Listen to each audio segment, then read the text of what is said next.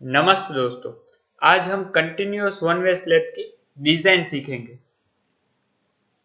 Continuous slab की design करने से पहले हम ये जान लेते हैं कि कौन सी स्लैब कंटिन्यूअस है और कौन सी स्लैब डिसकंटिन्यूअस है, क्योंकि हमारे व्यूअर्स ने कमेंट किया था कि कौन सी कंडीशन कंटिन्यूअस है और कौन सी डिसकंटिन्यूअस होती है।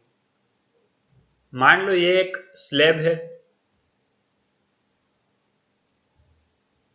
इस स्लैब के किसी भी साइड दूसरी स्लैब नहीं है, यानी कि ये डिसकंटिन्यूअस स्लैब है। मान लो अगर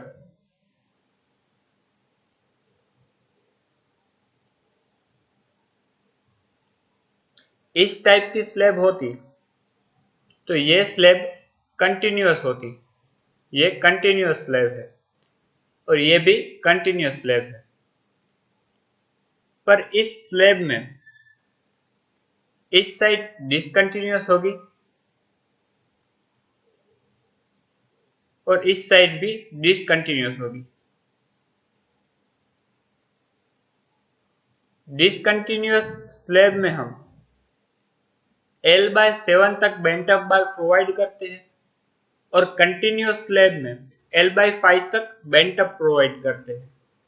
ये हम आगे डिटेलिंग में देखेंगे। तो यही सिंपल कॉन्सेप्ट था कंटिन्यूअस और डिसकंटिन्यूअस स्लैब का। अब हम डिजाइन देखते हैं कंटिन्यूअस स्लैब की।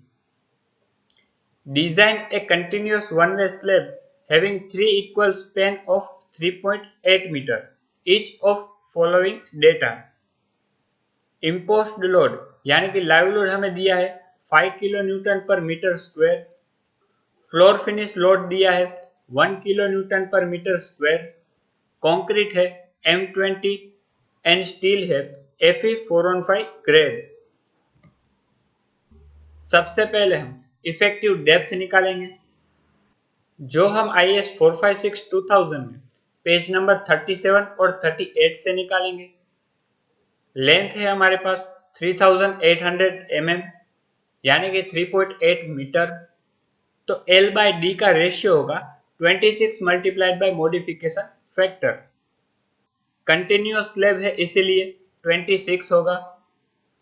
हम अज्यूम करते हैं percentage of tension reinforcement PT is equal to 0.6%। Fy है 415 न्यूटन पर mm स्क्वायर, इसीलिए Fs होगा 0.58 मल्टीप्लाइड बाय 415। हम एरिया ऑफ स्टील रिक्वायर्ड और एरिया ऑफ स्टील प्रोवाइडेड का रेशियो 1 अज्यूम करते हैं, मल्टीप्लाइड बाय 1 करेंगे तो हमें Fs की वैल्यू मिलेगी 240 न्यूटन पर mm स्क्वायर। अब हम IS 456-2000 में पेज नंबर 38 में फिगर नंबर 4 देखेंगे। उसमें परसेंटेज ऑफ टेंशन रेनफोर्समेंट 0.6 है और उसमें Fs इज इक्वल टू 240 का कर्व देखेंगे तो हमें मॉडिफिकेशन फैक्टर यानी कि Fs मिलेगा 1.15। सभी वैल्यू हम इस कंडीशन में पुट करेंगे तो हमें इफेक्टिव डेप्थ मिलेगा 127.09 mm, यानी कि हम प्रोवाइड करेंगे 150 mm। हम अज्यूम करते हैं 10 mm डाया बार्स का, तो ओवरऑल डेप्थ होगी effective depth plus half the dia of the bar, यानी कि 10/2 करेंगे तो 5 मिलेगा, प्लस क्लियर कवर जो हमने 20 mm अज्यूम किया है, तो हमें स्लैब की ओवरऑल डेप्थ मिलेगी 175 mm। अब हम इफेक्टिव स्पेन निकालेंगे। स्लैब और बीम की किस कंडीशन में इफेक्टिव स्पेन कैसे निकालते हैं उस पर मैंने एक अलग से वीडियो बनाया हुआ है। उस वीडियो की लिंक भी मैंने डिस्क्रिप्शन बॉक्स में दी हुई है, आप वो वीडियो जरूर देखें। उसमें मैंने इफेक्टिव स्पेन कैसे निकालते हैं उसके बारे में अच्छे से एक्सप्लेन किया हुआ है। क्लियर स्पेन है 3800 mm। इफेक्टिव स्पेन हम IS 456-2000 में क्लोज नंबर 22.2b से निकालेंगे, जो हमें पेज नंबर 35 में दिया हुआ है। उसमें कंटिन्यूअस बीम और स्लैब की कंडीशन दी हुई है।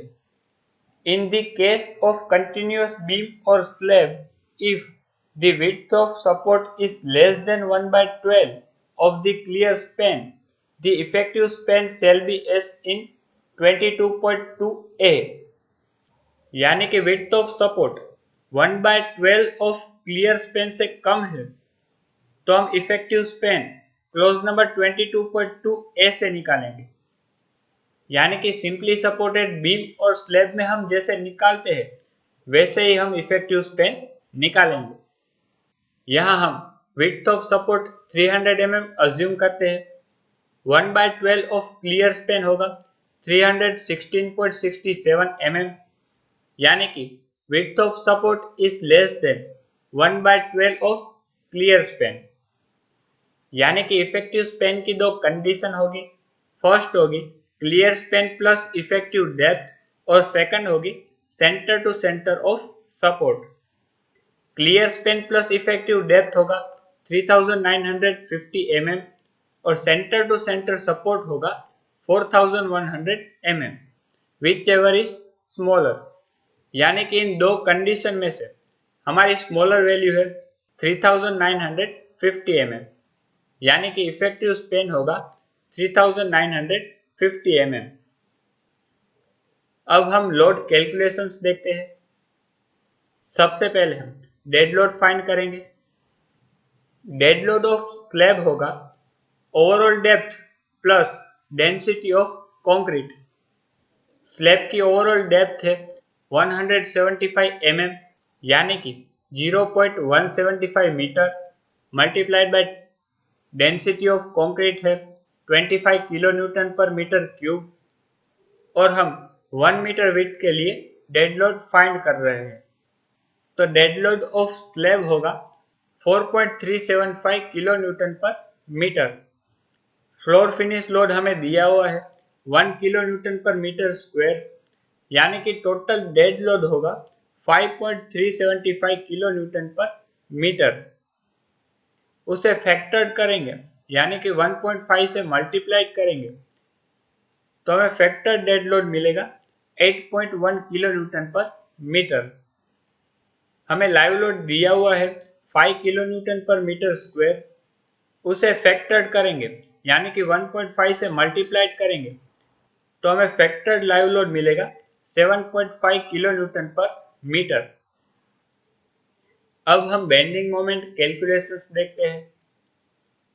हमने कंटिन्यूअस बीम में बेंडिंग मोमेंट कैलकुलेशंस देखी है, उसी तरह हम कंटिन्यूअस स्लैब में भी बेंडिंग मोमेंट कैलकुलेशंस करेंगे, जो हमें IS 456-2000 में पेज नंबर 36 में टेबल नंबर 12 से बेंडिंग मोमेंट के कोएफिशिएंट्स मिलेंगे। यह है कंटिन्यूअस स्लैब और 3.8 क्लियर स्पैन है। सपोर्ट पर बेंडिंग मोमेंट 0 होगा, यानी कि A पर बेंडिंग मोमेंट कोएफिशिएंट होगा 0 और D पर भी बेंडिंग मोमेंट कोएफिशिएंट होगा 0। अब हम E का बेंडिंग मोमेंट कोएफिशिएंट निकालेंगे। पॉइंट E स्पैन मोमेंट होगा जो near middle of and span होगा। क्योंकि point E and support A के नियर है, इसीलिए हम near middle of and span लेंगे, जो है 1 by 12 डेड लोड के लिए और 1 by 10 लाइव लोड के लिए। तो यही हमने लिया है प्लस 1 by 12 और 1 by 10। पॉइंट E की तरह पॉइंट G भी near middle of and span होगा, यानी कि E और G की कंडीशन सेम है, इसीलिए पॉइंट G का बेंडिंग मोमेंट कोएफिशिएंट होगा 1 by 12 डेड लोड का और 1 by 10 लाइव लोड का। अब हम पॉइंट B का बेंडिंग मोमेंट कोएफिशिएंट निकालते हैं। हम सपोर्ट मोमेंट्स पर देखेंगे, क्योंकि पॉइंट B सपोर्ट है। Point B at support next to the end support होगा,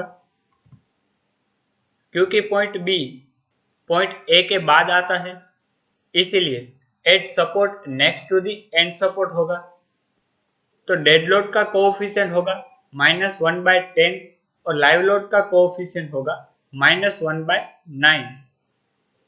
पॉइंट बी की तरह पॉइंट सी की कंडीशन भी सेम होगी, बी की तरह ही होगी, क्योंकि point C point D support से next to the end support है, इसीलिए पॉइंट बी और पॉइंट सी की कंडीशन सेम होगी। अब हम पॉइंट एफ का डेड लोड और लाइव लोड का कोएफिशिएंट देखते हैं। पॉइंट एफ स्पैन है और वो at middle of interior span होगा, क्योंकि पॉइंट एफ पॉइंट ई और पॉइंट जी के मिडल में है, इसीलिए हम eight middle of interior span देखेंगे। यानी कि पॉइंट एफ का डेड लोड का कोएफिशिएंट होगा 1/16 और लाइव लोड का कोएफिशिएंट होगा 1/12।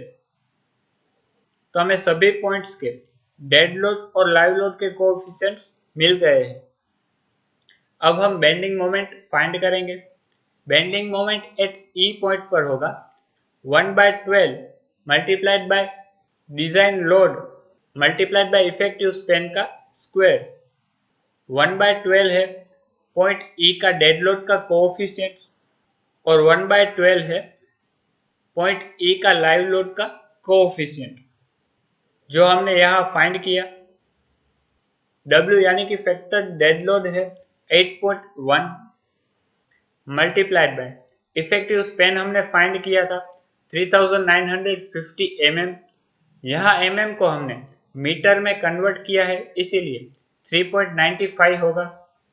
उसका स्क्वायर करेंगे तो हमें डेड लोड का मोमेंट मिलेगा 10.53 किलो न्यूटन इंटू मीटर। उसी तरह लाइव लोड का फैक्टर लोड है 7.5 किलो न्यूटन इंटू मीटर, तो हमें मोमेंट मिलेगी 11.70 kilo newton into metre. Dead load और लाइव लोड का सम करेंगे तो हमें बेंडिंग मोमेंट एट ई मिलेगा, जो होगा 22.23 kilo newton into metre. Point E और पॉइंट जी सेम है, इसीलिए पॉइंट ई का बेंडिंग मोमेंट और पॉइंट जी का बेंडिंग मोमेंट इक्वल होगा। बेंडिंग मोमेंट एट ई हमने फाइंड किया, उसी तरह हम bending moment at B find करेंगे। पॉइंट बी पर हमने डेड लोड का कोएफिशिएंट निकाला था -1.10 और लाइव लोड का कोएफिशिएंट था -1.9।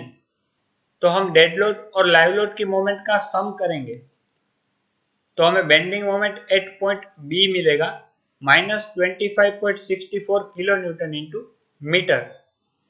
पॉइंट बी और पॉइंट सी की वैल्यू हमें इक्वल मिलेगी। अब हम bending moment at F find करते हैं। पॉइंट एफ का डेड लोड का कोएफिशिएंट है 1/16 और लाइव लोड का कोएफिशिएंट है 1/12, तो हमें बेंडिंग मोमेंट एट एफ मिलेगा 17.65 किलो न्यूटन इंटू मीटर। अब हम इफेक्टिव डेप्थ ऑफ फ्लेक्सर करते हैं। SP16 में पेज नंबर 10 में टेबल नंबर सी में हमें ये कंडीशन दी हुई है। इन सभी कंडीशन में से हमें मैक्सिमम बेंडिंग मोमेंट मिला है -25.64 किलो न्यूटन इंटू मीटर। तो हम मोमेंट लेंगे 25.64 किलो न्यूटन इंटू मीटर। यहाँ किलो न्यूटन इंटू मीटर को न्यूटन इंटू mm में कन्वर्ट किया है, इसीलिए 10⁶ किया हुआ है, is equal to 0.138 multiplied by FCK यानी कि कैरेक्टरिस्टिक स्ट्रेंथ ऑफ कंक्रीट है 20 मल्टीप्लाइड बाय विड्थ है 1000 mm यानी कि 1 metre multiplied by effective depth हम निकालेंगे तो हमें इफेक्टिव डेप्थ मिलेगी 96.38 mm, जो हमारी रिक्वायर्ड इफेक्टिव डेप्थ है और हमने प्रोवाइड किया है 150 mm, यानी कि हमारी provided effective depth required effective depth से ज्यादा है, यानी कि हमारी वैल्यू ओके है। मेन स्टील और डिस्ट्रीब्यूशन स्टील की कैलकुलेशन हम आगे के वीडियो यानी कि पार्ट 2 में देखेंगे।